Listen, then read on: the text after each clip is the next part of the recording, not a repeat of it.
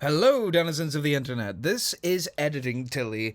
So, what you're about to hear are two podcast things that I did with my friends Comic and Fraz about a semi satirical, rather malicious take on Harry Potter. Basically, Harry Potter with 100% less transphobia. These were recorded in 2023, and as of yet, we haven't come back to finish what we started. But I thought these were worth re uploading, considering that, it was the most interesting thing I think that I've ever come up with in recent years. So, enjoy the next hour and a half of us talking about a load of shit. Yay! Hello, and welcome to Matter Minus, the channel that exists.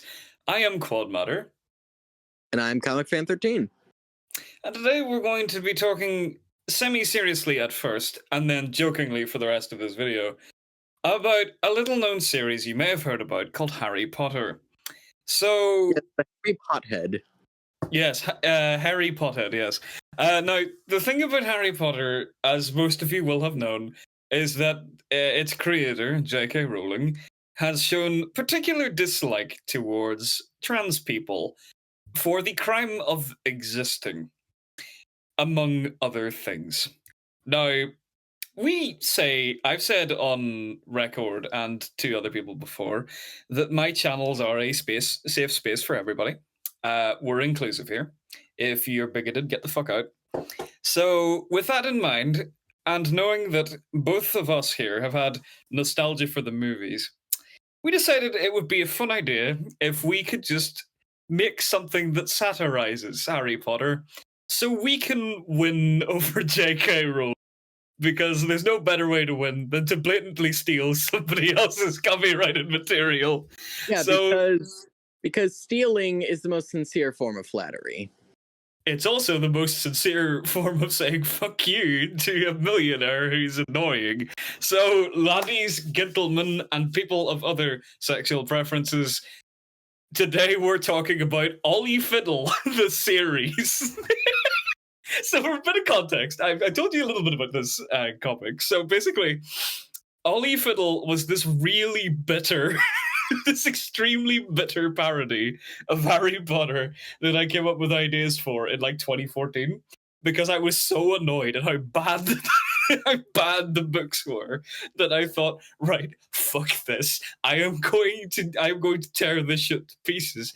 And to be honest with you, I wasn't very nice. I didn't write the whole thing down. Okay, I wrote bits. I wrote most of it down. But I've decided to summarize the majority of what I wrote into a couple of bullet points. And Comic has agreed to help me flesh out this Harry Potter with 100% less transphobia into a dumb little series and try and, I don't know, come up with something stupid because both of us like writing. You like writing, don't you? Yeah. Cool. I mean, simply put, I don't typically physically write things. It's more like I come up with ideas, but yeah, pretty much. So the tweet I sent, I think it was yesterday at the time of recording, says, in 2014, I didn't like the direction Harry Potter had taken. So, out of spite, I planned a very bitter and mocking parody of the series, following the cursed conjurer Ollie Fiddle, which is Harry, obviously, his intelligent and well-read friend Helen Gardner, this is Hermione, and their bumbling mutual Will Robe, who was the dumbass version of Ron. And the first story I had planned was Ollie Fiddle and the Astronomer's Brick. So, right from that title, Comic, have you got any questions? I will happily answer them. Well, before I have any questions, I just have to say, everyone, please get along below. Like we're just here to have some fun. So We're having fun. That's what this is about. Please, regardless of your personal opinions and stuff, just please be civil in the comments. Anyway, so now I'm gonna piss off a lot of Harry Potter fans by questioning basic lore. So how do they all meet? I'm assuming you're talking about Ollie, not Harry. Yeah, Ollie. Yeah, Ollie. Yeah. Okay, so Ollie is, instead of the Harry Potter thing, spending every single fucking story in a school, because I guess the appeal for adults was being reminded of when they were children. Instead, Ollie gets his letter saying that he has been he has been accepted into the school for freaks. Because it wasn't the school for So what's it the was school? the school for freaks. Is it literally just called School for Freaks, or does Instead of like the Hogwarts School of Witchcraft and Wizardry, it was Piggy's School for Freaks. That was literally what it was called. So he gets his letter for the School for Freaks, and he thinks, "Cool, I'm gonna go there." So he speaks to his foster parents, who are very supportive of him going. You know, the opposite of his aunt and uncle being pissed off with him, as per the source material. honestly So in the source material? Why didn't he just call CPS or whatever the British equivalent is? plot armor. I don't know. Ask Rowling. No, but for real though. So Ollie decides, oh, this is really cool. So he goes on the train and he is immediately kidnapped by the villain's forces. Because the villain attempted to kill this guy's entire wizarding family because they all owed him money from various different things. Because they were part of the way that I worked with it was they were part of kind of an occult mafia type thing. Because as far as I can remember, in Harry Potter, I can't actually remember. Actually, no, I can't remember the reason why Voldemort kills Harry's parents, and I don't want to be reminded. I don't know. Oh wait, you don't want to be reminded? No, because I don't care. Oh, okay. Otherwise, I No, was but- gonna say I think it's just they were okay with humans/wizards coexisting. I mean, maybe it's that. But anyway, no. So the villain of this series, I actually never gave a name to. I didn't have a good name for him. So Could for I the give one? Oh, sure. Okay, so how about this? The fake father. The God freaker. The God The God- Freaker. Yeah, let's go with the God Freaker. They So come the to me on the mother... day of my freakish wedding, I guess. I'm the leader of the freak mafia, and I'm part of the occultist mafia. I'm the head. I'm the freak father, and I'm gonna stab you now. Stab. I'm gonna stab you in the back. Anyway, no. So the Freak Father finds out that despite the attempt of Piggy's staff to keep Ollie alive and safe, he finds out that Ollie's still alive a couple of days before the letter is sent to Ollie, so decides to wait it out and have one of his minions on the train. So before Ollie can get fully into conversation with Helen and Will, he is kidnapped forcibly and knocked unconscious, put in a body bag, slung over the shoulder, and taken away via this. I think it was like some kind of like flying, not motorbike, but like I think it was a flying boat. Was the thing I'd written originally. I can't remember if the henchman had a name, but I do remember his physical description. He was like very thin, very reedy, and despite him being like his mid-30s, looked significantly older, like looked kind of almost really disheveled and old and decrepit. So Helen and Will, seeing this happen and being the good people that they are, attempt to go and rescue him. Now, of course, I can't remember how they did this. So this is part of the reason why I brought you in, because I kind of want to fill in the blanks, and you have very good ideas. Okay, so just checking. Could you quickly just double run the whole thing past you again? Not the whole thing, just like a very quick 1 or 2 sentence summary, just so I know what to work with. Just okay. So Ollie is the sole survivor of a I don't know what the word for family genocide is, but basically the villain, the God Freaker, wanted to kill Ollie's entire family. Ollie was saved and has been brought up by foster family for the past 11 years. He has gotten on the train to go to the wizarding school, the school for freaks. The villain knows he's still alive and has a henchman kidnap him and take him away to the villain's lair for destruction in a flying boat. the two other students in the carriage with him, Helen Gardner and Will Robe, are fucking terrified. They are horrified with what's going on, so they decide to rescue him. How are they going to do that? Okay, so pretty much they pull out the greatest weapon known to wizards, the magic AK. The AK, yes. Because as we know, no amount of occultist magic will save you from an AK. That's true. That is true. Bippity boppity. Bippity boppity kablam, bitch. Yeah, that's the strategy. Honestly, like that was a legit question. It's like you're telling me with all the magic, no one's considered ever just making a magic gun. Somebody did an edit of Harry Potter, but they removed all the wands and replaced them with guns. Hogwarts School for the Mystical Arms. Yes. We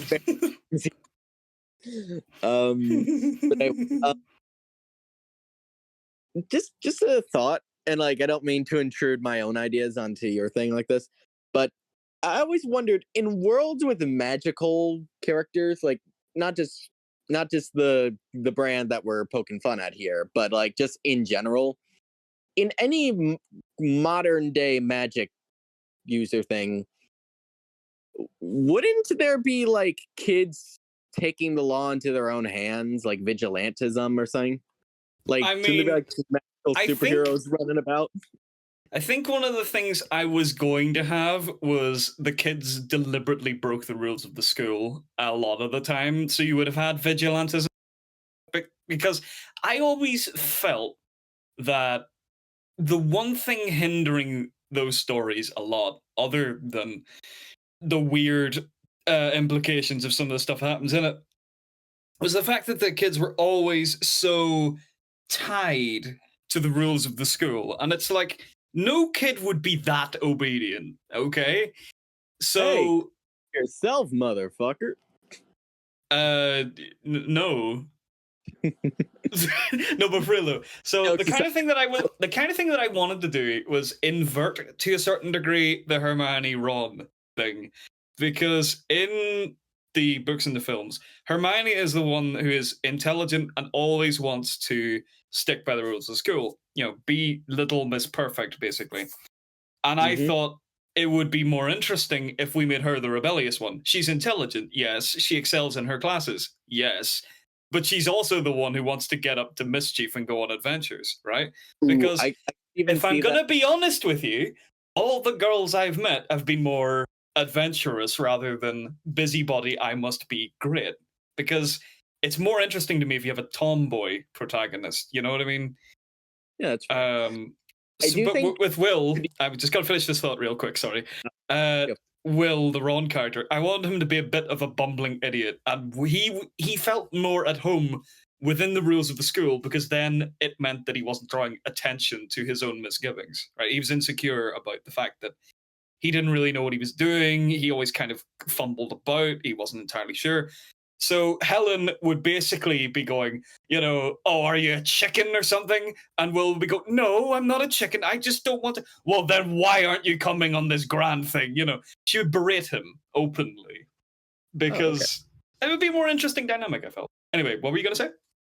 I was going to say pretty much imagine like maybe you could give like obviously some people are just rebellious by nature, but what if it's like she comes from like a family that maybe they didn't even want her to go to the school in the first place, like you know, like they want her to live like a very much traditional human lifestyle, but it's like, no, I legitimately want to take part in this. Like, no, we are your parents, we know best for you. You know, saying like, I can't personally relate to that kind of experience, but I know that does happen. Yeah. Like, she wants to forge her own path, is what you're saying. Yeah. Which I think that's kind of more or less what I was thinking as well. Because the problem with it is, I'll give you an example.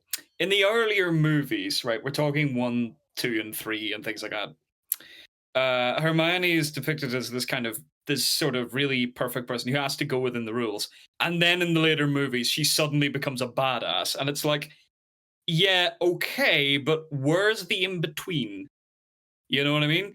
In You can't this just go case, from one extreme to the other. you kind of either you make a transition between them or you just pick a lane. And the lane that I picked was badass because I thought, well, let's have the thinking being instead of, let's say, the hero having to rescue the girl, let's have the girl rescue the hero. Let's do the other side of it, if you know what I mean. Sure, why not? And the thing about it is as well, he only talks to them for about like 5 minutes before he's kidnapped. You know? So the thing is, they don't even know who he is, and she immediately wants to jump up and rescue him. So, she's already, she already not has an interest in him, but you could tell empathetic protagonist because she sees somebody in trouble she barely knows. She drops fucking everything to go and save him. You know what I mean? Will would be more sort of a, well, I don't know him very well. Kind of neurotic, Yeah, wants to sort of lean back. Like, you don't want to risk getting in trouble for someone you barely know, kind of thing. Which is That's his thinking. understandable, but it isn't very heroic either. You know what I mean? Yeah, because his thinking is he doesn't doesn't want to be heroic. He doesn't want to go down as, look at me, I'm the tough man. He would much rather just live his own life by his own rules. That's what he wants. Whereas she is different to him. Yeah. Which I think that could be interesting to play off of. Like, maybe in some situations, maybe he's right to follow the rules. Like, maybe breaking the rules would get them into a worse situation. While on the other hand, maybe she's right to disobey the rules sometimes. Yeah. Because, like, I hate it whenever stories make it seem like it's one or the other. Like there's always an exception to a rule, but also at the same time, rules exist for a reason. Yeah. You know what I mean? Yeah. And one of the things that I wanted to make very clear in the progression of the story was that, characters would get it wrong. I'd have moments where instead of basically them being right all along, I would have our heroes, our trio, basically get it wrong. They have a massive misunderstanding. You don't just pat them on the back like, well done, you were right the entire time. I am so sorry for misjudging you. No, I wanted our heroes to be a bit more flawed. I wanted our heroes to be more make mistakes. Yeah, like they make mistakes. They go through terrible means in order to try and correct the mistake. Like one of the things was they rescue Ollie. Again, we'll get back to how they rescue him in a second, because that was the thing which led onto this tangent. But they rescue him. It takes them a long time to do this. They rescue him. They get back somehow. I think one of the ideas was they stole the flying boat and got to the school. But as soon as they arrive, they're chastised for being late. And when they try to argue that they were trying to save his life, the teachers are basically like, yeah, sure, a likely story. Go to your dormitories. They don't give a shit. It's not, because the experience I had with school was more that teachers would be empathetic when they knew who you were than they knew who you were. If they didn't know who you were, they're more likely to be kind of bitter a little bit. No, I mean, I can kind of understand that. It's like, it's one of those things, like, you can't really fault them for that. It's annoying, but it's like, it's like they have to deal with a lot of crap. So it's easier to assume that, oh, okay, these kids were just slacking off and they're making an excuse, rather than assuming that they really did have the best of intentions. The thing with it is as well that, unlike with the whole Harry Potter thing where, every teacher in the school knows who he is because he's the chosen one, he's got the recognizable thing. I had it so that they don't recognize Ollie immediately. I had it be more sort of, they don't recognize him immediately. Like one or two of them are like, do I know him from somewhere? But it's not like he is this big name. No, he's just some bloke who got saved. He sees it. The three of them see it as a big thing, or rather, Helen sees it as a huge thing. Like Helen's like, holy crap, you survived? Yeah, no, she's heard the story and thinks he's so fucking lucky for having survived. Will is kind of in awe of him, but Ollie is just sort of like, yeah, I survived, so what? You know? And some of the other teachers are like, oh, big But deal. it's kind of like, it would be like if Harry realized, well, I mean, it's not like I did anything. I was a fucking baby. If anything, you should be saying my mother was amazing. Yeah, well, you know what I mean. Because, like, the thing with it is more or less that I didn't really like the whole idea that one majorly traumatic event in his past becomes legend. I think when I actually thought back about that recently, that kind of felt a little, I don't want to say disturbing, but like, can you imagine if you just so happened to stop a criminal and you fell down a set of stairs and you broke almost all of your limbs and you had to recover for ages and you got in Everyone a keeps massive bringing it up. incident and everybody brings this shit up? Wouldn't you get annoyed about that? Wouldn't you just sort of be like, well, you stop fucking talking about it, right? Yeah, like honestly, like jokes aside, Harry's life would have been better if Voldemort never tried killing his parents. Like, let's be real. No, Like, Harry's life would have been better if Voldemort had killed him. It's like his adopted parent, well, his foster, his His aunt and his uncle, yeah. they are awful people. Like, honestly, like he would have been better off dead. Yeah. So this is the thing with Ollie. I want to make it different because I wanted the idea that Ollie was a wizard. I wanted that to be sort of something that he didn't realize immediately. And something that his foster parents didn't know. Like he was given to an orphanage and he got two parents who would take him in. You know, sure, he doesn't entirely get along with his half brother, but or whoever the guy would be, the foster brother. But Yeah. the foster brother isn't a twat to him. He treats him like a normal human being. As far as Ollie is concerned, he is a normal guy living a normal life. He has no reason to think that he is special. So when he finds out that he's special, his reaction isn't, oh, cool. It's like, what the fuck? Why would I want to live this life? Because he's just happy. He has dreams of his own. He wants to be normal and all this sort of thing. He just wants to be a normal.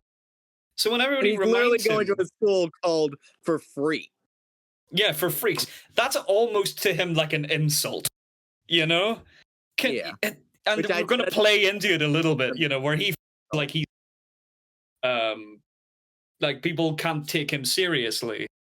And you'd have a bit of him at his primary school when they say, what school have you been accepted into? And he lies, before going to the new school. Like he lies about it because he thinks, why would I want to be associated with a school that is in the name described to be for freaks? Yeah, exactly. Like, I'm sure the actual reason it would be called For Freaks, it's more like an inside joke. But it's like, that still is kind of embarrassing, you know what I mean? Yeah, because he doesn't want to be identified by a label. Yeah. Which I can You can kind of tell I've put a bit too much thought into this. I can kind of relate to that as me personally. Like, I'm not against labels or anything, obviously. It's like, I just generally, I'd rather just, I don't know. I'm kind of like 50-50 on labels. I get why they exist. And I think in general, they're a good thing, but I also don't really like being put into like a specific category and just having to be a fight situation. Because there's always more gray than that. Yeah. Now, I do think there are some things that are just undeniably right or wrong, but it's like most of the time things are very gray, so I don't like the whole category kind of thing, you know what I mean? But anyway, yeah, I do also have to say, just one last comment about like the whole, everyone always talking about like Harry's origin, like, oh wow, you're amazing for that. Can I just compare this to another kind of origin story thing, which I think handled this idea better? In the series Batman Arkham, which, yes, I'm a Batman fan, so I'm going to bring it up. That's fair. Every game, because, it's a Batman story, obviously they have to bring up the death of the Waynes, because it's like Batman's biggest motivation. Yeah. A common thing that's brought up from the very first game in the series is a lot of people are pretty much, they're like, let me ask you this. If you heard that someone's parents died in front of them when they were 8 years old, gunned down in an alleyway, and the kid was left sobbing as the streets run red with his parents' blood, you would want to give that kid pity, right? Yes. Well, the people of Gotham, because they've become so cynical based on just how awful the city is. A lot of people said Bruce Wayne is lucky that happened to him because then he got all the money. That's not the way you should look at it. Because Like, literally No, here's the thing. How old is Bruce when his parents die? 8.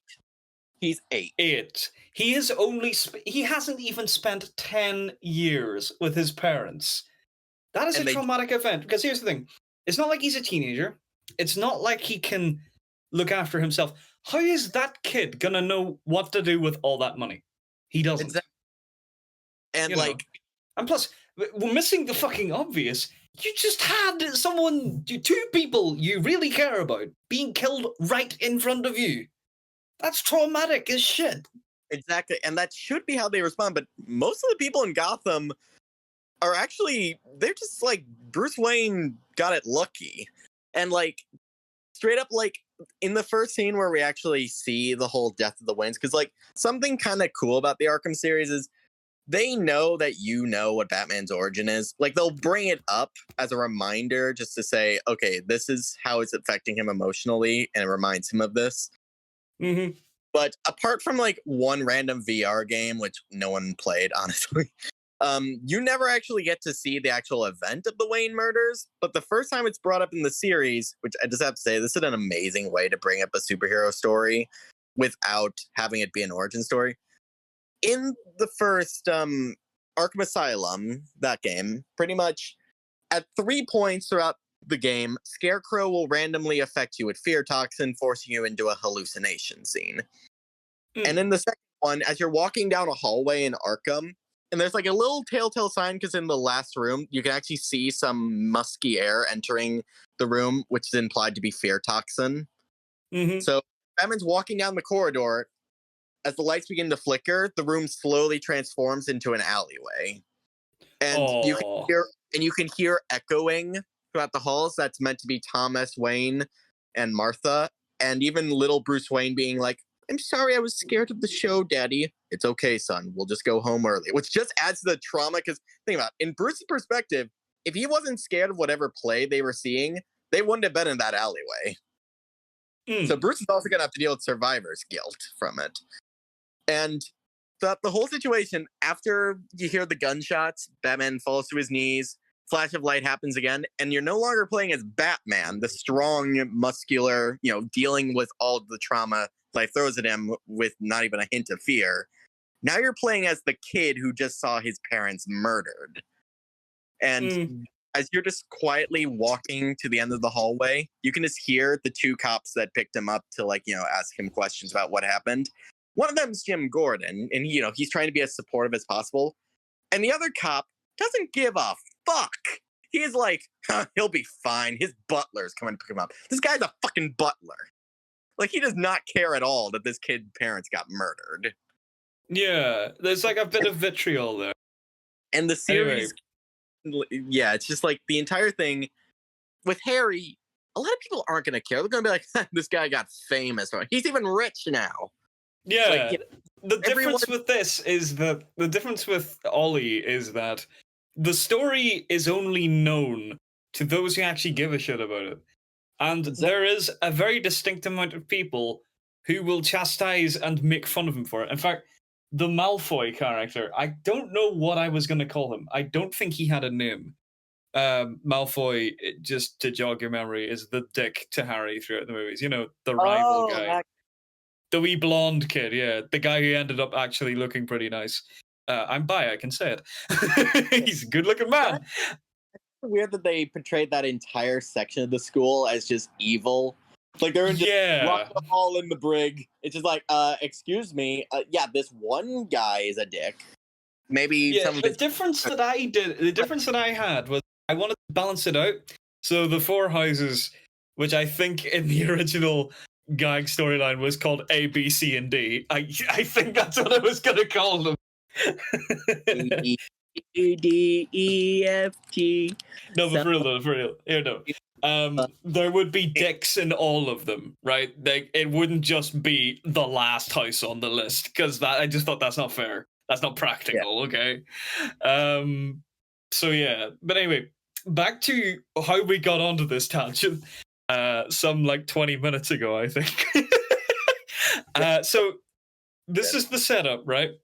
They're on the train.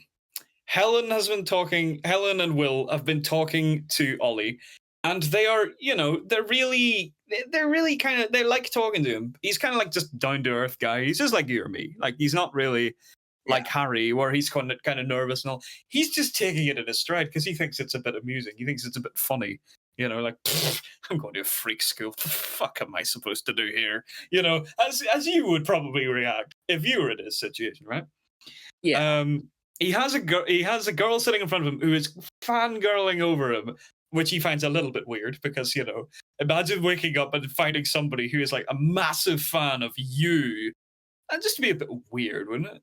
Yeah, especially if you're a celebrity. Like, it'd be weird if you're a celebrity even then, but at least you can kind of understand it then. Just like, why are you a fan of mine? Yeah. In this case, Ollie's just sort of like, yeah, sure. Like, he's trying to pass it off. He's trying to be, but he doesn't entirely, he's not entirely comfortable. Whereas Will is kind of more just sort of like, hey, I hear you're the sole survivor. That's pretty cool. And Ollie feels a little bit sorry for him because he just sees the poor guy is probably going to get bullied to shit, right? He's figured it out, and he decides in his head, right, I'm going to look after him. Yeah. I don't want anybody touching this guy. I don't want anybody doing any weird to him. I don't want him getting the short end of the stick, okay? This guy, I'm protecting him, right? As soon as he makes this mental judgment, knocked unconscious with a metal pipe.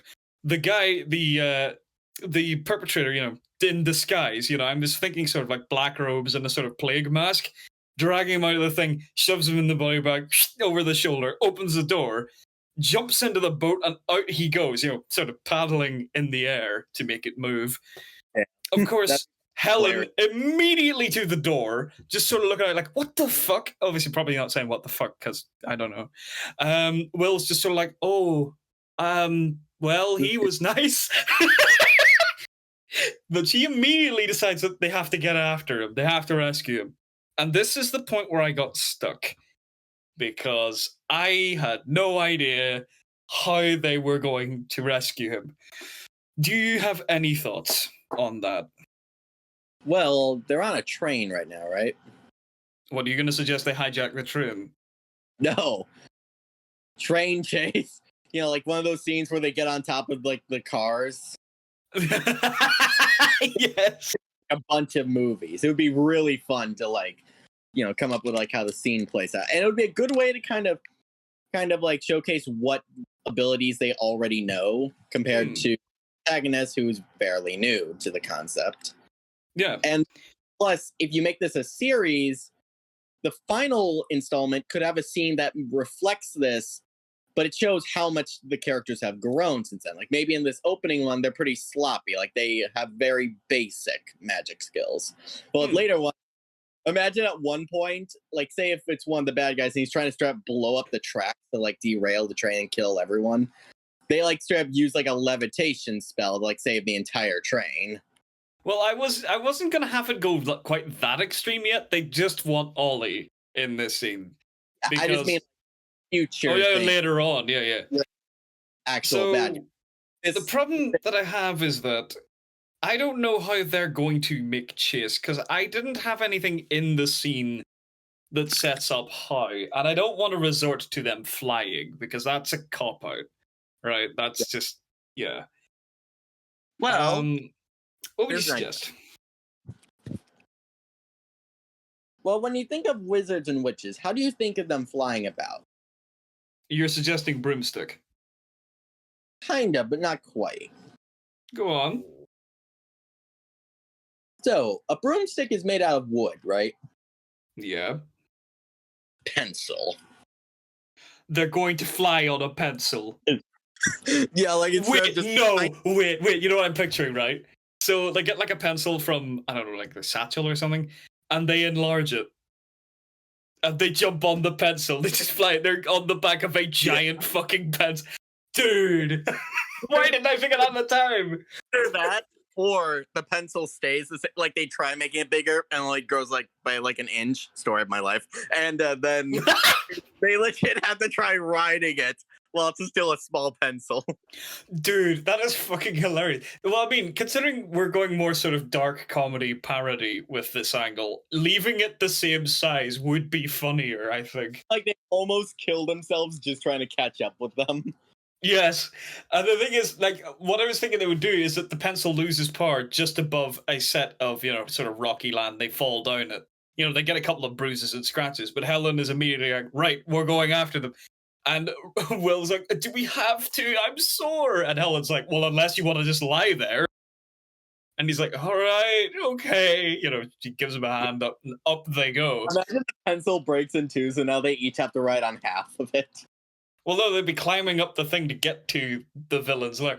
I would establish what the villain is doing right away, because you know me, that's my jam, right? I prefer villains that are upfront about their evil plan. I don't like twist reveals. I really don't like them.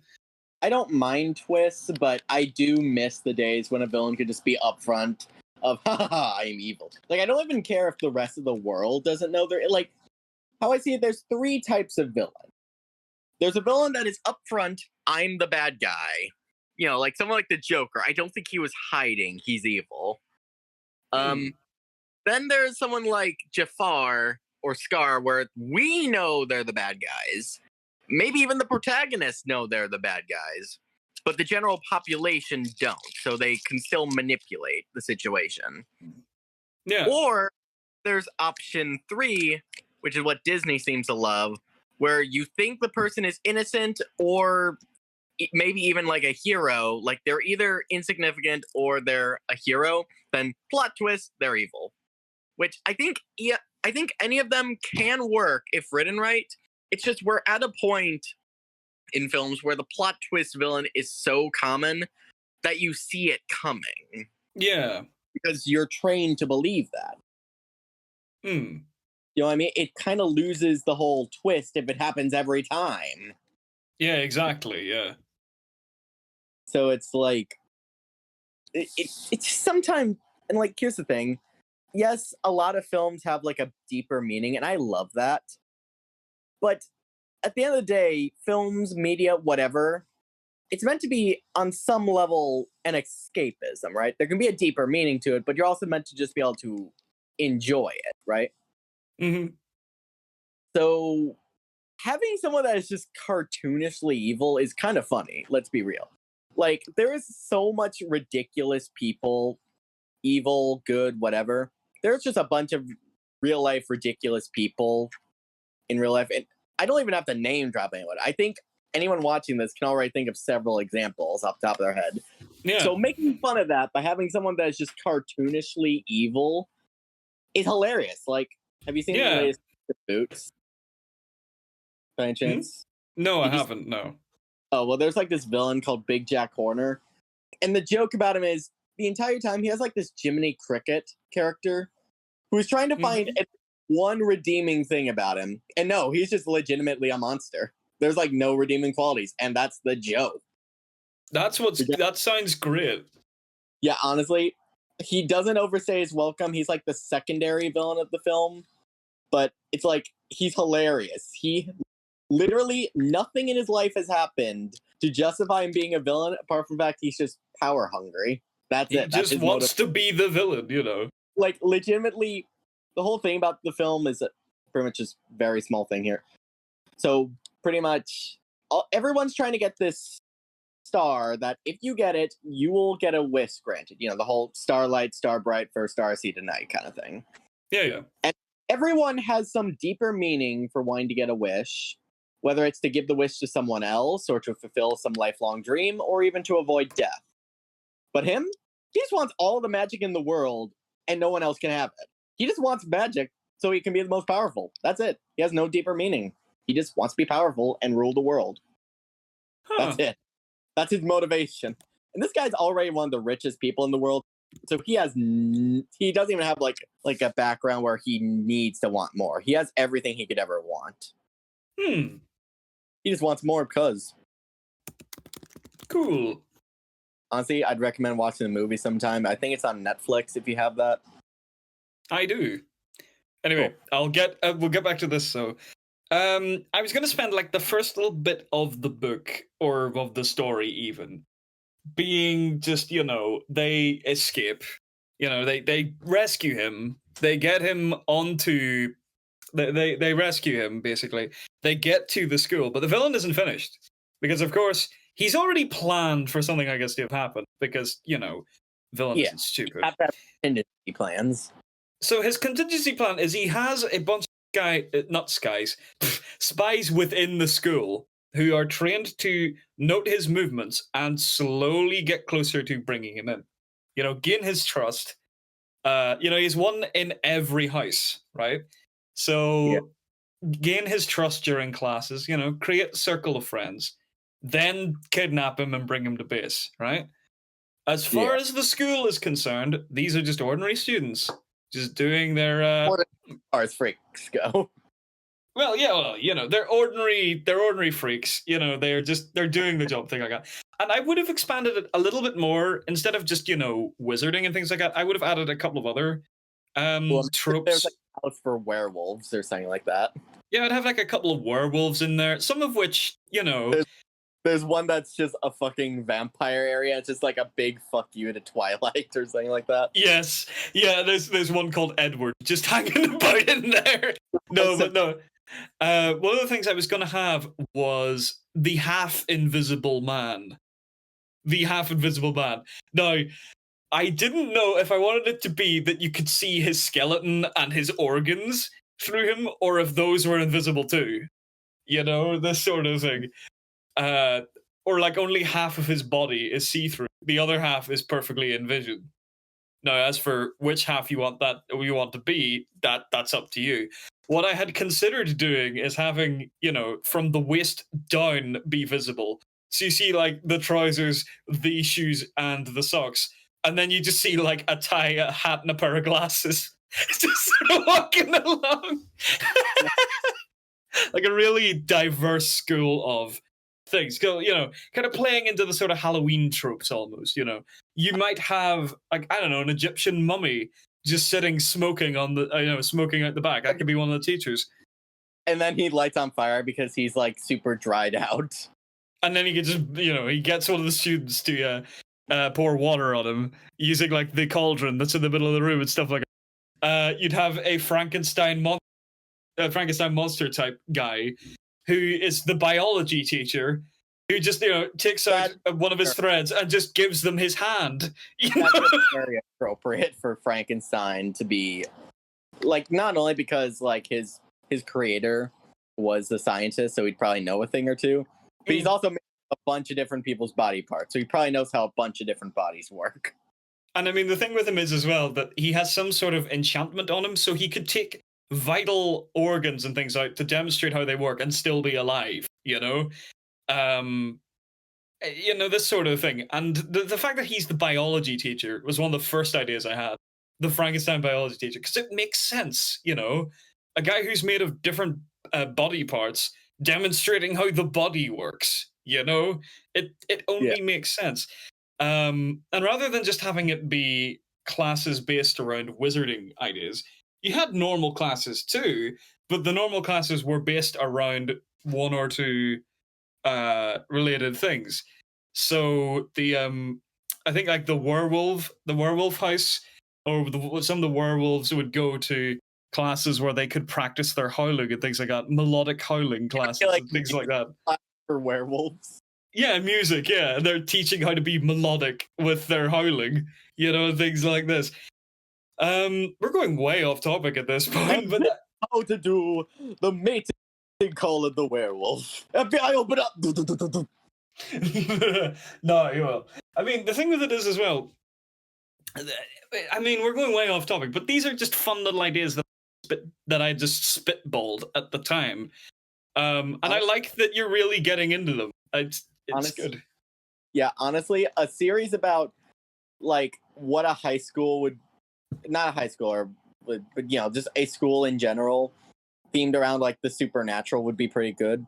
I know that technically there is a series. Interestingly enough, Rowling was accused of plagiarizing from my favorite author, Anthony Horowitz, because he wrote a Oh. very similar story in 1987 called Gruesome Grange, which is basically that idea. Yeah, I heard about that kind of thing. That book Honestly, is fucking hilarious, dude. I You need thought to you read were- it. Honestly, though, I thought you were gonna bring up. I don't know if you guys have these kind Monster of. High? Yeah. Yeah, That- I don't.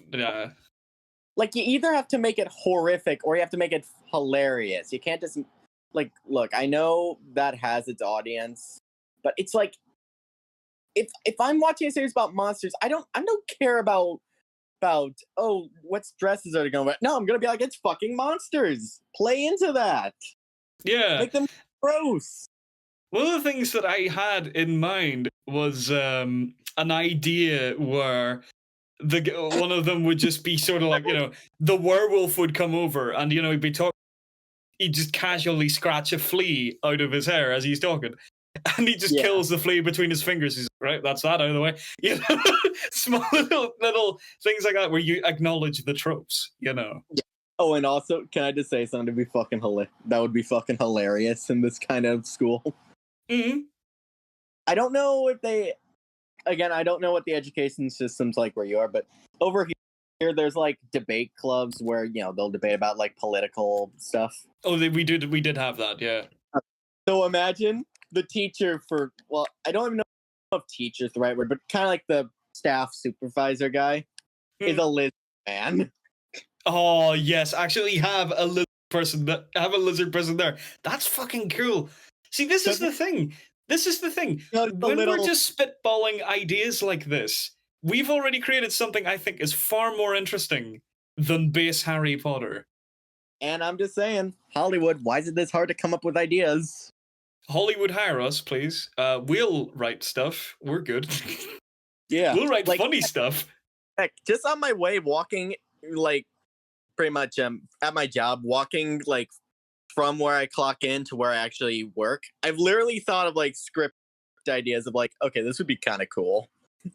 This is the thing. We think of these ideas all the time.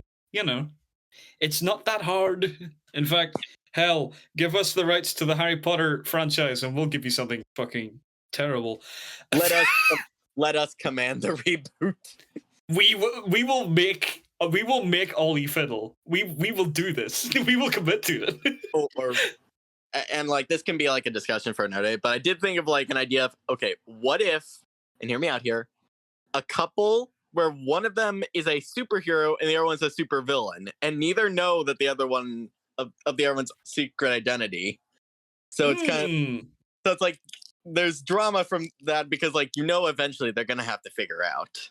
Yeah, I mean, we can adapt that into this because funny you should mention. One of the things that I had decided was one of the things I had thought about was there should be a superhero in the school who confides in Ollie to keep the secret. And he has a crush on someone who kills him in an act of cold blood because they're working with the villain. We could work with that. We could, and all this sort of thing. When we last left off, we were talking about Ollie Fiddle, and which is basically this sort of dumbass kind of satirical slant on Harry Potter that I began right when I was 12, but put off for 9 years or something. But now, the previous video, myself and Comic started coming up with one or two little things to further the story. Fraz has joined us now. He will be contributing new ideas. Fraz, I think I'm just going to bring up the fact that you have this scary ability to come up with hundreds of thousands of ideas in less than 10 seconds. I know. Do you want me to demonstrate, Comic? Sure. Okay, right. Fraz, I'm going to give you 3 things, and I want you to come up with a story around these ideas, all right? Right. So here we go. Okay, so it must involve a Frenchman, a dog, and a murder conspiracy. Go. All right. So, one day, the Frenchman was sitting there smoking a nice cigar. Of course, it was baguette flavored because French, reading a newspaper. And then his dog casually comes in through the cat door he has because he couldn't read English when he moved here, with some bloody paw prints over him. And he's like, "Oh, for God's sake, Butch, why the hell you gotta put blood on my carpet?" The dog just stares at him. As he flicks through his newspaper, he realizes there's been a mass murder. And he's like, A mass murder? that is a nice photo of a dog. Looks kind of familiar, right, Butch? A He looks mass at the dog, murder? and then back at the He paper. said he then said a back at mass the murder. dog, Yes. And then Okay, back at the I was paper like, and goes, mass potato nah, murderer. Awesome. nah, that can't be Butch. He had a different nose. So, he later on goes out for a walk with Butch after he runs out of Brigitte cigarettes. However, anywhere he goes, people seem to run from his dog. He doesn't know why. Normally people are very chill with Butch. So he goes to the store to get some epic Brigitte cigarettes. However, he finds the store completely abandoned and Butch disappears. He then reappears later with some random ass sausages and he sees the butcher who made them in the background just having a nice little sleep on the ground. He's like, he must have been tired from that hangover he had last week. He did drink quite a lot. He then leaves the store, never knowing what Butch actually did. What Years did later, Butch do? a murder conspiracy. Years later, he sits down to watch some TV after Butch has passed, and he realizes on a talk show they're making a movie about a dog going on a murder conspiracy. He's like, fuck it, I'll go see that. So he goes, and he sits down, and he watches this epic movie, and then he realizes it's his dog. I love how you came up with that in like 5 seconds. Yeah. Comic, are you impressed? Yes, I am impressed. It is honestly really impressive. That's kind of why I brought you in here, because you can come up with this stuff and justify some of the crazier shit that me and Comic will come up with. By You the be way, the guy who any- sits there and goes, no, see, if you tie it to this event, it will make canonical sense. yeah, alright, by the way, if anyone wants to use that, go right ahead. Yeah, go right ahead. Feel free to steal Yeah, it. go. He Go won't ahead. mind. No, Plagiarism is okay. yeah. Especially when we tell you it's okay. Anyway. So It's like- when we last left off, the situation was this. The villain, the Godfreaker, had murdered the entirety of Ollie's family because they owed him money for a potion selling scheme, but none of them were willing to pay it. So as an act of demonstrating to people, making an example, he kills all of them off, or what he thinks is his entire bloodline. Little does he know that the school, Peggy's School for Freaks, no guesses for trying to figure out what that's an acknowledgement to.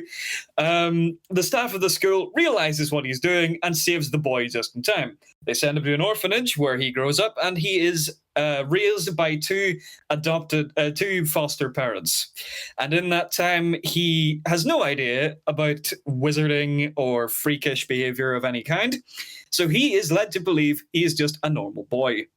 So when he discovers that he is going to the school for freaks because of his bloodline, he does not want to go, because he thinks that being called a freak means that, oh God, I'm a lesser person because people think I'm a freak and things like that.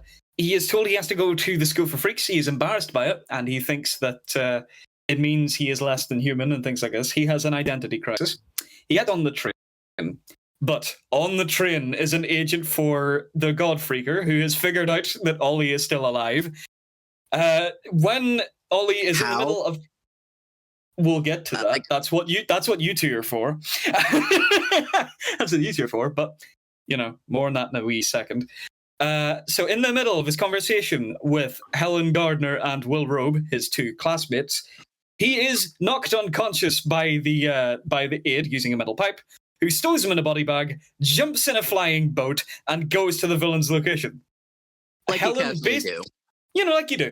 Helen bullies Will into saving Ollie, and the two of them fly after him on flying pencils.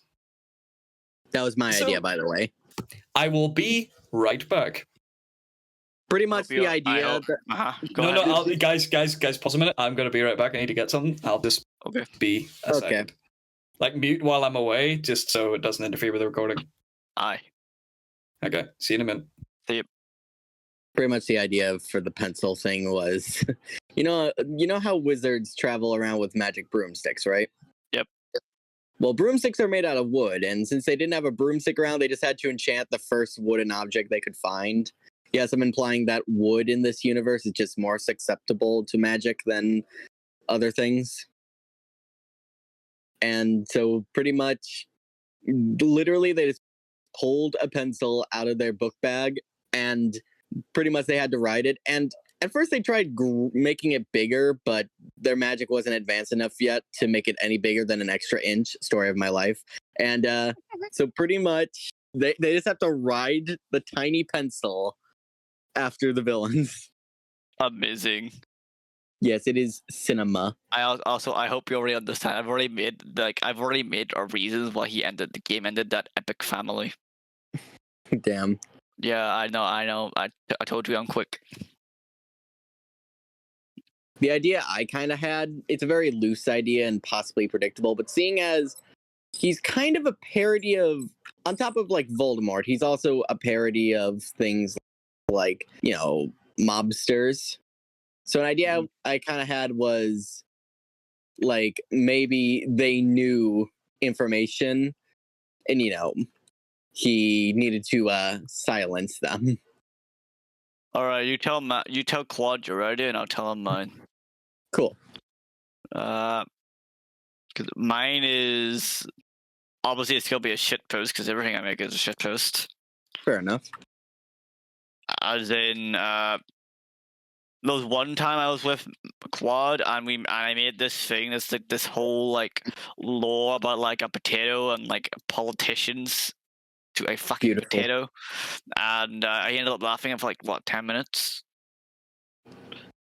And it was just explaining like why this politician hated potatoes because one time some guy took his potato and he liked that potatoes. Now he wants to destroy all potatoes. Beautiful. Potatoes must die. I know. Let's make America hate potatoes again.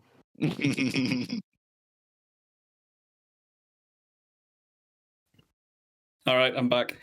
Hi, back. Hello, we were talking Sean. about politicians hating potatoes. You're the one I told you about 4 months ago. No. About We the also talked politician about- hating like potatoes because some guy stood on it like a decade ago. So he became like a politician just to outlaw potatoes. Oh yeah, you did tell me about that Yeah, one. this one. Yeah, that one. Also, Do you want me to keep that in the recording? Yeah, go ahead. All right. Cool. Also, we both talked about our ideas for why the God Freaker killed Ollie's family. I Well, think we go have on, two lay them different on me. ideas. Okay, so do you mind if I go first? Yes. Okay, so my idea, it's a little basic, but I think it could work in with a plot as part of like a grander plot thing. The idea is not only is he a kind of like a parody of evil wizards, but he's also playing into the idea of like mobs, right? His name is literally a reference to the Godfather. So how about pretty much Ollie's parents knew something they shouldn't. Maybe they were involved with the mob at one point. Maybe they were under witness protection, something like that. And so he went to silence them before they could bring the evidence to the authorities, whatever authorities exist in this freak society. And Yeah. Ollie somehow, like, even if unknowingly, perhaps he has like evidence against them. Because kind of like a lot of mobsters, it's not that they don't know who's operating it, it's the fact they can't prove it. You know what I mean? So like this evidence that his parents would have is like the one excuse that whatever magical society needs to throw them in jail and lock away the key and throw away the key. So then like, okay, what's the relic they have and why is it so important to like what's it gonna reveal? I like this. Fraz, It's you like said you the had a different idea. Oh, right, I'll wait. I thought you were It's done. pretty basic, but I think you could build something off of it. You could, yeah. Fraz, you said you had a different idea? Oh, I did. All right. Listen, boys, listen. Oh, here we go. Right. So, the Godfather, right? So The God reason, Freaker. The God Freaker, right? The reason he off. What's the kid's family's name again? He's Ollie Fiddle. All right, the reason the God Freaker of the Ollie Fickle's family is a very important reason. Name me out. So, turns out, before Ollie Freaker existed, his dad was also a potion bootlegger. He was getting into the market, so he killed him to steal his recipes, cooking equipment, and supplies. He was like, "Listen, I can't beat Ollie Fricker, so I'll just off him, become the only bootleg potion seller."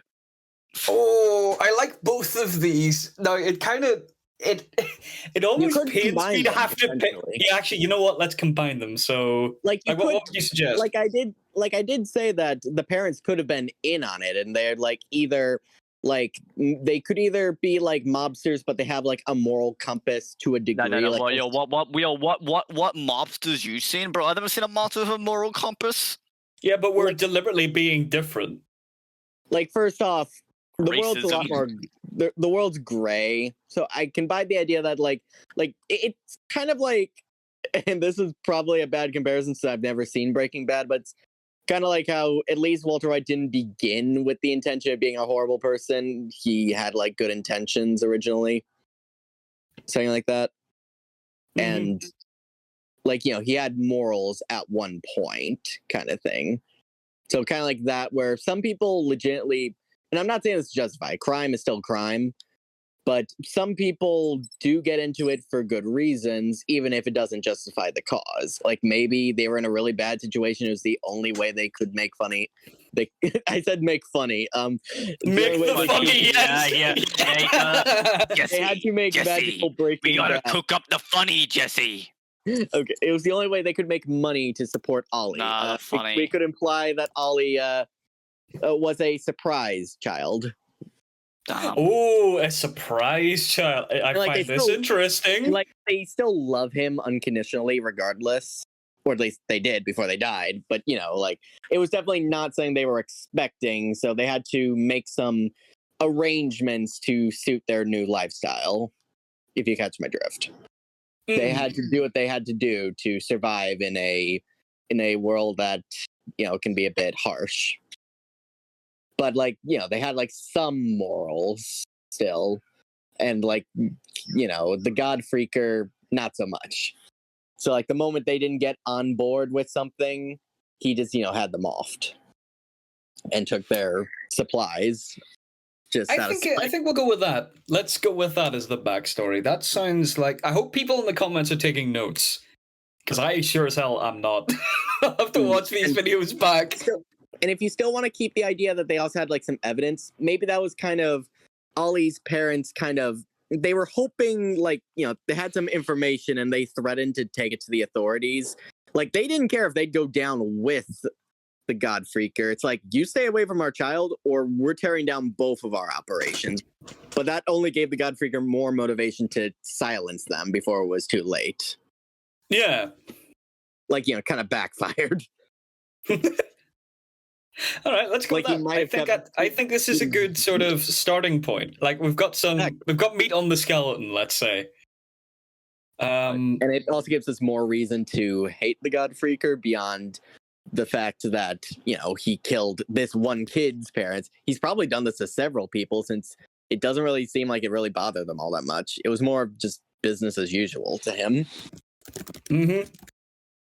Like, it just happens that we're following a child of one of his victims when he's probably killed hundreds of families. He's probably killed hundreds of families. Yeah, they aren't special. Not to mention, You're just a by proxy of statistic. just by proxy Yes, of being a yes. mobster selling counterfeit potions.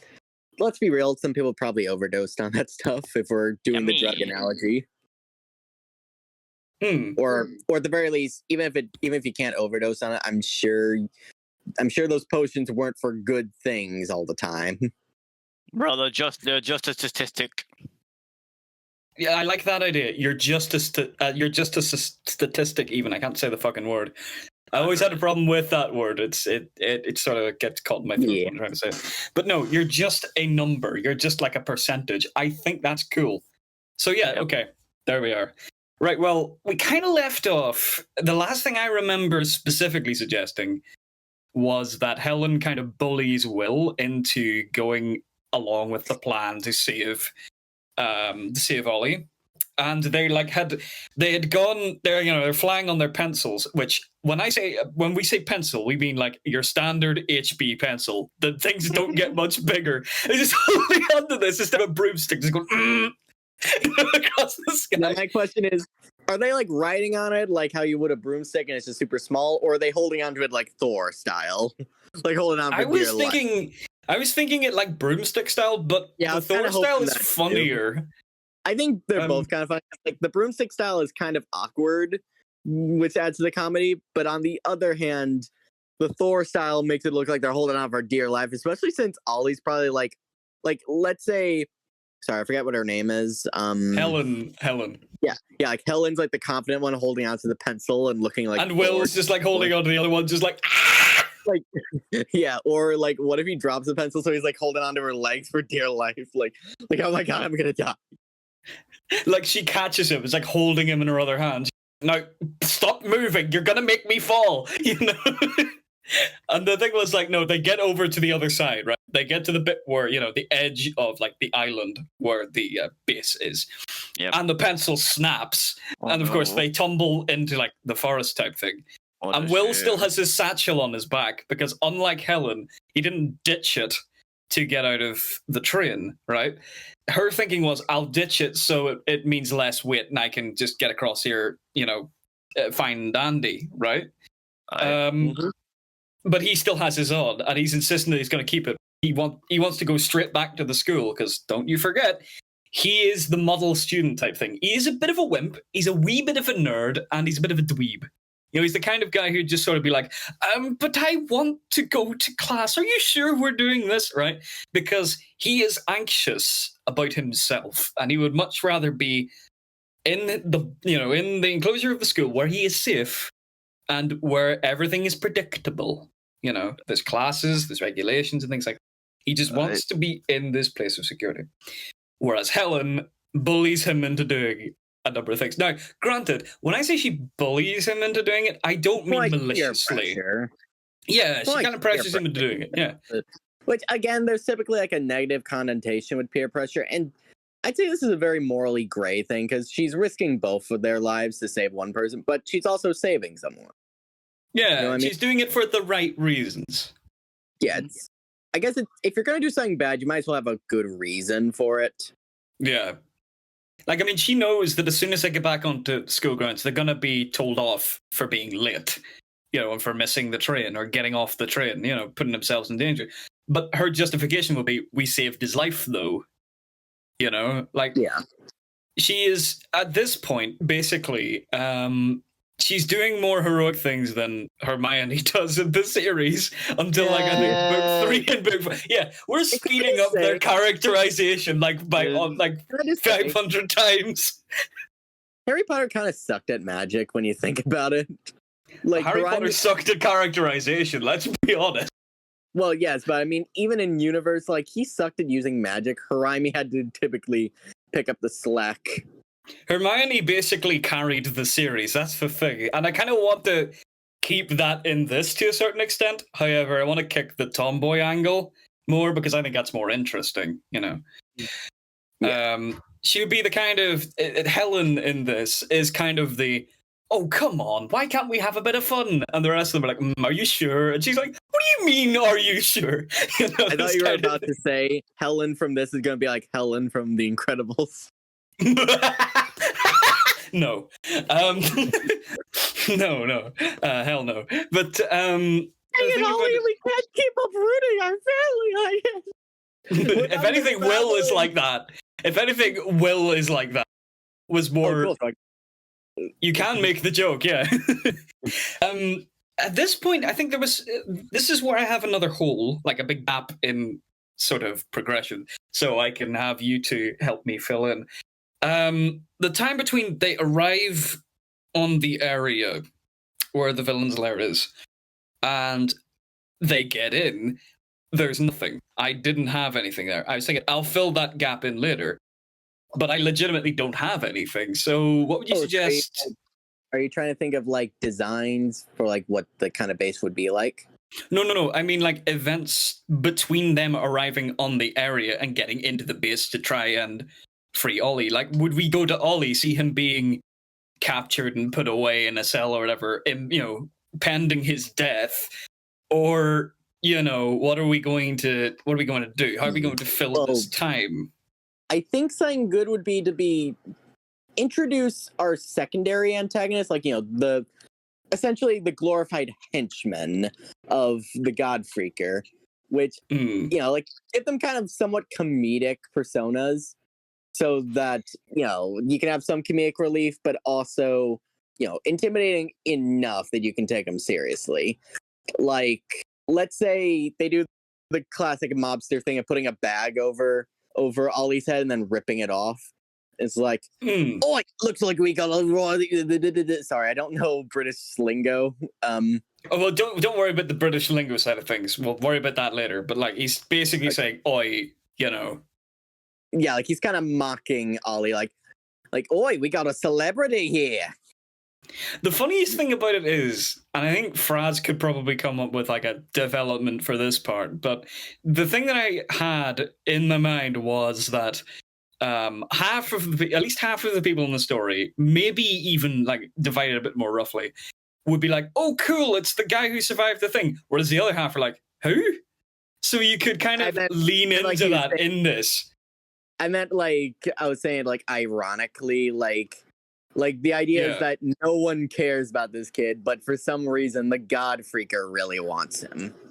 Like, we could lean into that. They could he's almost insulted, like, really, out of all the people the boss wanted to kidnap, we get some random kid. We get a child? Why do we have to kill a child, Like, they could have kidnapped a celebrity and hold them for a hostage for ransom and such, but it's like, no, you get a schoolboy. So, you know what I'm gonna do at this period of time? We have a gap in terms of his characterization. So, Fraz, you know how you were able to come up with ideas in like 5 seconds? All right. Who you want me to characterize? The secondary villain. So the God Freaker's immediate under. All right. So, what do you picture them looking like, or do you have no idea? If I'm gonna be honest, I was assuming it was the guy who brought him, the guy who kidnapped him on the train. Okay. So kind of thin, reedy. He looks older, like he has a sort of like he's in his mid-30s, but his complexion makes him look like he's in his 60s because of some sort of disease he has. All right. Do you even have a name for him, or? No, I don't. All right. Okay. Can I kind of say what I think would be kind of cool for like his aesthetic? Okay, go ahead. Go on. I'm thinking, and maybe this is just because I'm really looking forward to rewatching the second Spider-Verse film, but I think what I think would be kind of cool is give him kind of like a punk rock aesthetic, kind of like a Spider-Punk from the film. Ooh, like a sort of kind of like a more kind of mythical equivalent of that. Yeah, right. What I was thinking was like really old school buddy cop kind of design. Right. Maybe from those from those like buddy cop movies, like the ones from the 80s, like Turner and Hooch kind of thing. Yes. But it's like the second it's like the second guy, not like the first guy. So it's like the upper cop who's like the funny guy, not the serious guy. Mm-hmm. So he never really shuts up. He's really affected at his job. He keeps talking about his partner, who he swore isn't alive. His partner is dead. Okay, nice. No, his partner's been dead for like 3 decades. But he's like, nah, homie. I had to talk to him last week because he has like he has like severe memory loss after like a skin condition. Oh no, you know what? I'm gonna make a suggestion. Suggestion. Sure. Not only does he have severe memory loss, but you know how magic is a thing in this. He has created effectively like a hologram of his dead partner who he talks to every day because he is lonely. Oh. Could I suggest something to advance that? Go on. Have it be up to the viewer to decide, did he subconsciously create a magical spell so that he could talk with like his his partner? Or is he crazy? Oh, that's good. That's good too. Oh. Like, is it magic or is he just insane? That's an interesting idea. Because here's the thing. Here's the thing as well. Harry Potter never really establishes if there is a limit to magic, right? The implication is that it is just if you learn something, you can just use it throughout the rest of the series. The amount of magic depends on how much plot armor you have. Or it depends on how further more of the book you read. Like, did you read further on? Like, if you, like, say you accidentally skip one of the books, and then suddenly they're using a spell you're not familiar with, it's like, does that hinder things and all that, you know? So anyway. What if he's not even fucking magic? Oh, actually, no. He doesn't. He has like no form of fucking magic at all. So the implication could also be that the God Freaker might have made it. Yeah, so it's like really left up to interpretation of either the God Freaker. Ooh, you could do it that.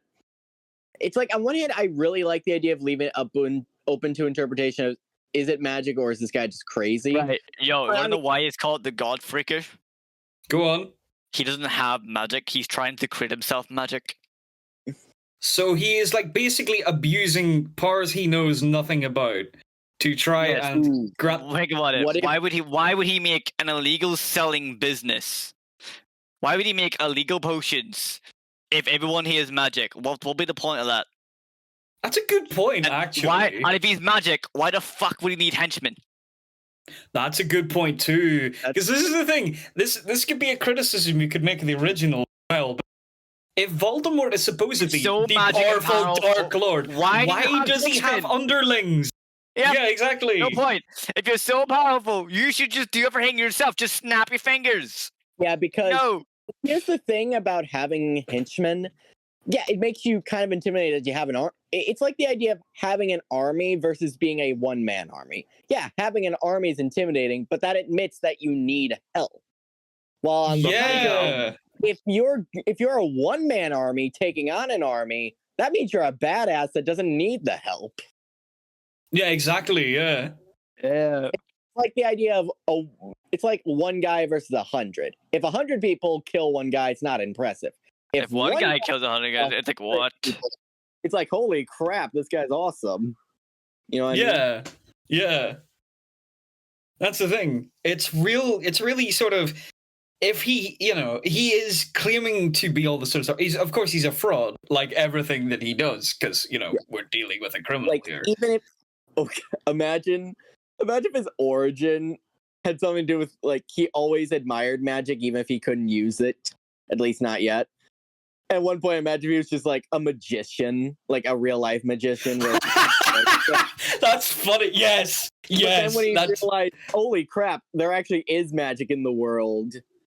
He wanted to kindle it for himself, but he didn't know what he was doing. Yes. Fuck, dude, that's good. That's good. Like, I legitimately just tried to think of a joke, but I think that would be kind of interesting to give like some sort of backstory. Because beforehand, I was just thinking, oh, he's a mobster. You don't really need a backstory. He's just greedy. But it's like, I think it would be cool to give him like some legitimate motives and such. Yeah, actually give him agency. Yeah. So it can either be he's conning people out of their magic so that he can be more powerful, or he just hates magic users because he isn't one of them. So he's kind of fighting them. I actually like the second one more. Yeah, because there's like a discrimination angle that you can take with this. Yeah, which is kind of like concerning the whole Voldemort thing. He was discriminatory as well. Yeah, true. All right, we'll move the story ahead a little bit. So, Ollie's been captured. Did we ever decide a name for the henchman? I don't think we did. Just wanted to check. So, which did we agree on? Did we go with an old timey or a punk rock? I'm fine with either. We could go with like a mixture of the two. Like he's got elements of the punk rock, like he's trying to show his personality, but he's mostly like the buddy guy. Imagine if it's like a Two-Face thing where half of his suit is like traditional and half of it's like 50s punk rock kind of aesthetic. Oh, I like that. That appeals to me. Yo, hear me out. Two-Face, right? What if he's two people in a single body? So he has grafted himself with his partner. Yes, his partner died and he got a surgery to keep him alive. But he lost like half his personality. It's like I like this. Well, explains why he's constantly talking. Because it's Imagine- actually two bodies, but they don't. Ima- But they all just show like one voice. Wait, let If I- comic speak. Go. Sorry, man. Imagine if and I'm like imagining if this was like a visual medium, which I don't think we're currently at the budget to like make this kind of thing, but No. imagine if we saw something from his perspective of him talking to his partner, and he's fully in the like top hat and like traditional garb, and his partner's in like the punk rock aesthetic, and like the whole time you're only seeing half of their body, like you only see like the left side of the punk rock guy and the right side of the traditional guy, and then you see an outsider's perspective, and they're the same guy. But he doesn't. That feel- is disturbing. That is fucked, and I like it. That's the thing. I do really like that. Well, let's move this along a little bit. So Ollie is taken away, put in the cell by. You know A what? punk Let's throw it. that You can know be what? type. You know what? I'm going to give him a name, and I'm going to steal it from Sonic the Comic. Let's call him Grimer. So Grimer puts him away into his cell. Grimer was Robotnik's lizard man underling thing from STZ. Nice. So anyway, he locks him away in the thing, and he's almost sad when he leaves because now he doesn't have anybody to talk to except himself. Oh. Except himself. So he, sort of goes away. And at this point, Helen and Will, hiding in the bushes, have come across, the outside of the thing. They've been tracking for a while. Will is out of breath because, of course, he is. And Helen's like, right, we're going to need to get in somehow. Will, of course, objects because it's in his nature to. He doesn't want to do anything that requires a lot of effort because, as we've established, he is not adventurous. Mm-hmm. How do you want them to go in? I think something that would be. I think they should both like suggest ideas. I think it kind of depends. Is Helen the kind of run-in guns blazing kind of person, or is she going to be like strategic about this? Strategic, because I kind of want to lean into the sort of element of Hermione, which would be intelligence. She'd plan stuff out in advance. So this would be the sort of thing where she scales the building and she's thinking, right, okay, entrances there, and there. Yeah. So mix that with her being, I don't want to say a bully, but a little bit mean-spirited. What she does is she decides, okay, what we need is a distraction. And so what she does is she shoves him forward so that he trips on some rocks and gets the guy's attention. Oh, that is completely in character, yeah. And so she's pretty much betting on the fact that he's gonna be like, wait, what the hell are you doing here? And he's gonna be like freaking out, like, oh, but I didn't even mean to be here. I'm sorry. I'll just be going now. No. You know too much now. And he'll get brought in so she can follow them in and get to the cell and free both of them. Yeah. She's just, I like that.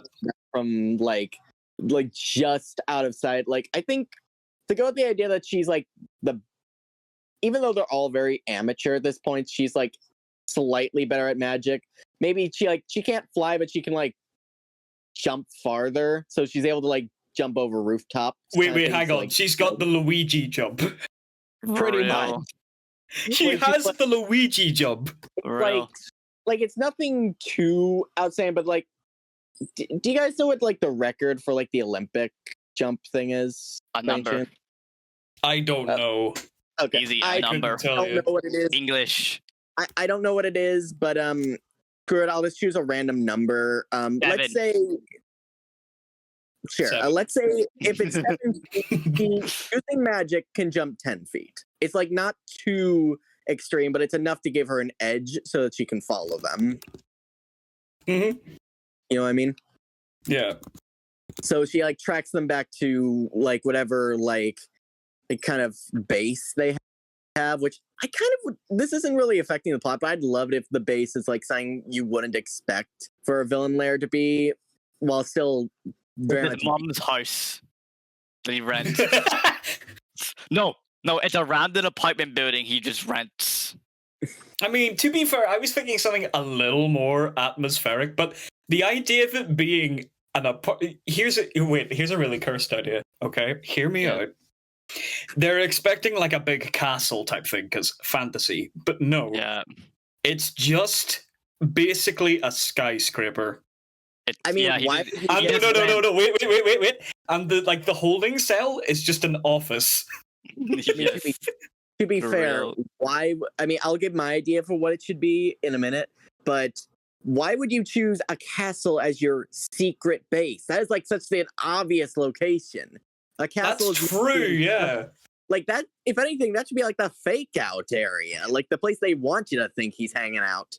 It's kind of like saying, which I don't know if they actually do this, but it's like what I've said about kings, queens, and like politicians in general. If they're like high ranking enough that like they could be at risk during like an act of war or something like that, you don't hide them in the palace or the White House. You buy a random apartment down in the middle of nowhere and hide them there, because no one's gonna think to look there for them. But if someone's attacking like Washington D.C., you think they aren't gonna try attacking the White House? You know what I mean? Yeah, that's true, yeah. So what were you thinking? What I was thinking, to go with the idea of, the God Freaker's origin, have it be a magic shop. Just a random magic shop he used to own. So one that's run down or one in pristine Yeah, condition? like an abandoned magic shop. So like you see a lot of rotting, decaying, like old magic trick things, like top hats with holes in them, little toy snakes scattered across the floor, like kind of like that kind of Tim Burton. It's typically like cutesy, but it's kind of like twisted now, kind of aesthetic. You know what like I'm that. picturing though? If you're gonna play into traditional magic, I'm just picturing like the Giant rabbit that. No, the rabbit that was pulled from the hat has had a family, and there's a whole baby bunny infestation on the lower floors. Yeah. So like, no, you go like down the corridors, and you like have 5 rabbits like nipping at your heels. Like, what are you? Henchmen. Oh no! But you know what the funniest thing is? One of his henchmen is a living rabbit. Yes. Damn. Like a rabbit Look. like that can speak English, kind of like Reggie type thing, you know. Look, His rabbit henchman is the one he did the tricks with. Yeah, look, that works. they may be dumb bunnies, but they're good at multiplying. Oh, they are good at multiplying. That's the thing. No, his Mhm. he uses him as his cannon fodder because they multiply that fast. Just a thought. Yes. Even if it isn't part of his costume or thing, imagine if like the God Figure does have a top hat, and sometimes he'll legitimately just grab it and then pull like some sort of torture device out of it. Oh, that's good. That's good. He uses it to summon his bunny henchman for I don't know if No, it's it's a fucking actual top hat. magic or if it's just I don't know if it's actual magic or if it's just a trick, but it kind of gives off that aesthetic. You know You what get what I'm I mean? picturing, right? You know the magic wand, the traditional magic wand. Yeah. Well, it's noted that he has one, but there's a metal coil right in the middle. He takes it and he pulls it apart, and it's a set of nunchucks. I thought you were about to say like a knife or something like that, but that's Well, that could work too. It's a multi-tool weapon. Bro, right, you know the top hat idea? Yeah. He pulls his top hat, and that's how he summons his little rabbit henchman. It's a portal. Oh You no, know. that's an interesting idea, because you can just reach in and pull stuff out of there. Cut off on my end. Could you repeat that? It cut off on my end. So a top hat that's a portal. The top hat is a portal. He reaches Yeah, that was in. kind of what I was getting at with like the idea of him pulling out torture weapons. Like it's like he reaches to somewhere else and just pulls out like a buzzsaw to be like, or his okay, henchman. He just gets it out and just mass swarms of little rabbits just appear to fuck with you. Wait. Hang on. I've got one as well. Like, the rabbits are slightly mutated and all of them can use weapons. Yes. So like he just tips the hat upside down. It's Teenage Mutant Ninja. No, I'm just picturing like a whole swarm of them with knives and shit like that. Just, all thuggish looking things like And then like some of them, oh god, just for like comedic effect. And please don't turn this into like a Minions thing where that's just the only joke. But imagine if like one of them just has like random Sharpie and just like draws like a tattoo on its shoulder or something. Oh, that would be funny, yeah. Back to the main story, right? So, and this is the kind of want you to help me a wee bit with, right? So the distraction happens, but the one thing I don't know is that how is Helen going to sneak in? Let me Oh, think. very easy, Well- easy, bro. She goes through the garage door. I think they notice a door opening. No. She goes through the garage door because he forgets to close it. It's a habit he has.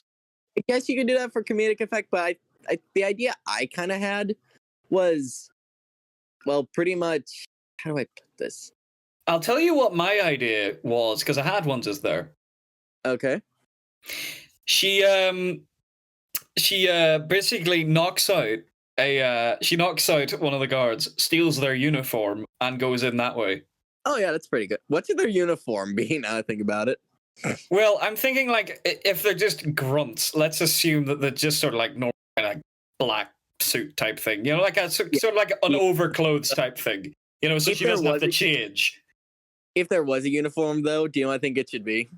Go on. What? It's pretty much normal clothes, but then they have a ski mask and a top hat. A ski mask with the top hat. That's funny. Anyway, no. So Yeah, I she just thought sneaks that'd in. be- She frees Ollie, who is grateful, of course. But as soon as Ollie is freed, the door opens and Will is chucked in. As soon as they realize there was an escape attempt, of course, high alert, the rabbits are called, they just escape, right? You could have a Yeah. fight scene in there if you wanted, right? You could demonstrate some of their magic skills, like the little they know. Of course, Ollie doesn't know any at this point, so he's like trying to fight them off with a stick. I think it should be a combination of whatever basic magic skills they have, but also show off their surprising amount of resourcefulness. Like whether it's Helen being legitimately resourceful or Will just blind lucking his way through life. I think Will would be blind looking it because that's in his character. He doesn't know what he's doing, so he just tries. Yeah, it's what I call the Jar Jar Binks effect, where the guy has no idea how to fight, but just by pure luck, he manages to save the day. Yes. Yeah. Well, boys, do you want to call it there? Yes. Well, I think we made good progress. We've got further into the story. By the time we get to video 3, we'll probably get them to the school and then develop things from there. So thank you. I was just gonna say, imagine now they're gonna have to like keep watching their backs because it wasn't like they were wearing masks or anything. They know who these kids are, or at least what they look like. And Oh, since wait they till were we on get to the train- spies part. I have plans for Yeah. that. So thank you for joining me, lads. Anytime. Cool. Goodbye. Bye, mate. Say it, Goodbye. comic. Abracadabra. Bye, comic. No. Yes.